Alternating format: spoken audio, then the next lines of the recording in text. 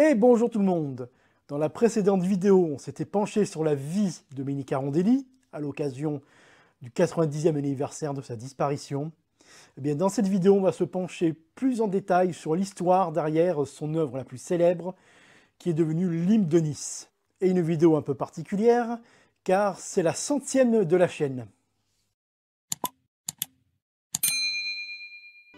C'est le 14 juillet 1903 que Mini Carondelli compose un chant à la gloire de Nice et intitulé à l'origine À la miu bella Nice. Pourquoi Rondelli a-t-il choisi la fête nationale pour écrire ce chant? Difficile à dire. Certains y voient un signe d'intégration de Nice à la France, mais vu ses idées, ses écrits notamment sur le séparatisme niçois, laissant à penser qu'il était plutôt opposé à l'annexion de Nice, Mini Carondelli a peut-être choisi cette date par bravade, marquant ainsi sa différence. Ou c'est tout simplement le fruit du hasard.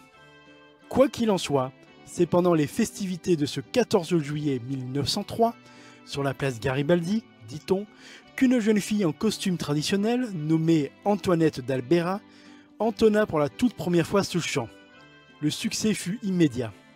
Le barde niçois remanie un peu le texte et lui donne son titre définitif, Nissa la Bella, en 1906. Mini Carondelli, pour écrire ce chant, a très probablement été influencé par une chanson du poète niçois Eugène Emmanuel, écrite une cinquantaine d'années plus tôt et s'intitulant La miu bella Nice, dont le texte évoque la nostalgie d'un paysan niçois, loin de sa terre natale, alors qu'il est engagé au sein de l'armée sarde pendant les guerres de l'unification italienne. Le titre définitif, quant à lui, pourrait s'inspirer de Nice la Belle, titre d'un ouvrage de 1854 publié par Marie-Laetitia Bonaparte-Louise, cousine de Napoléon III. Mais politiquement opposée à son impérial cousin, elle va vivre en exil là où elle peut, notamment en Savoie et à Nice. Mini Carondelli, dans sa sérénade, personnifie Nice à qui il déclare son amour.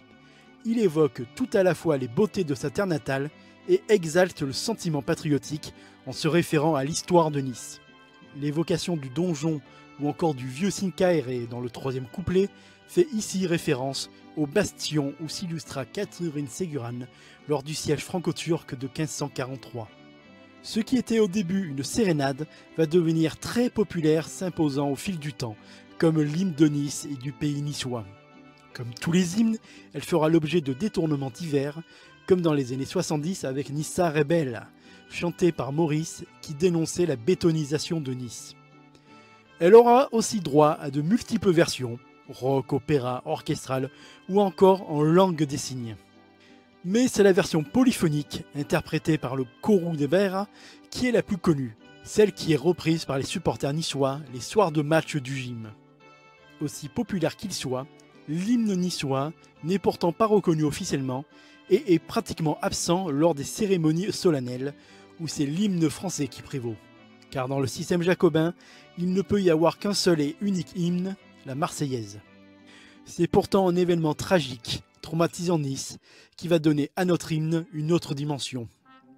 Dans les jours qui suivirent l'attentat du 14 juillet 2016, au milieu des bouquets et des peluches, recouvrant aussi bien les trottoirs de la prom que le kiosque à musique improvisé en mémorial, on pouvait entendre ça et là des Niçois qui spontanément entonnèrent Nissa la Bella pour rendre hommage aux victimes.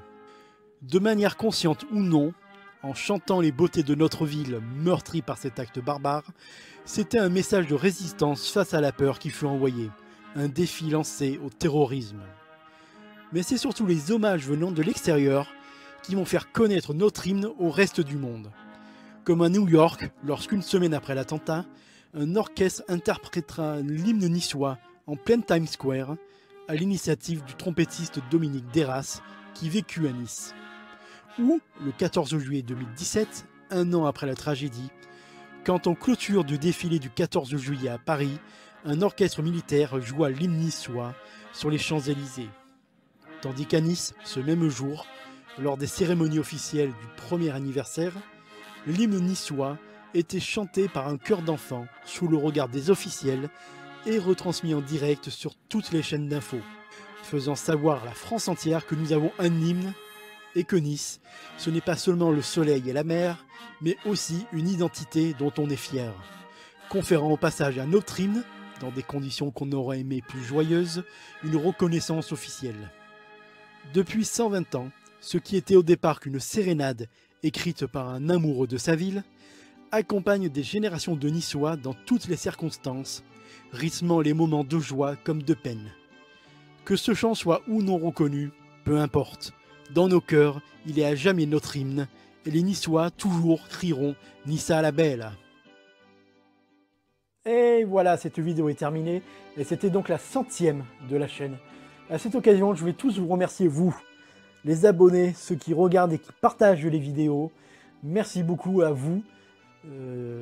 Merci de votre soutien, merci de suivre cette chaîne qui est faite de briques et de broc, faut le dire. Je suis un amateur, c'est pas du tout ma profession, je ne suis pas créateur de contenu, je ne suis pas youtubeur, je ne gagne pas d'argent avec cette chaîne.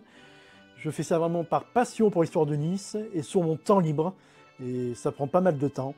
Et merci à vous, merci de me suivre, merci de supporter ma voix, car il faut le dire, j'ai pas une voix pour faire de la radio ou du podcast. Donc encore merci à vous et je vous dis à la prochaine pour la 101e de Païs TV.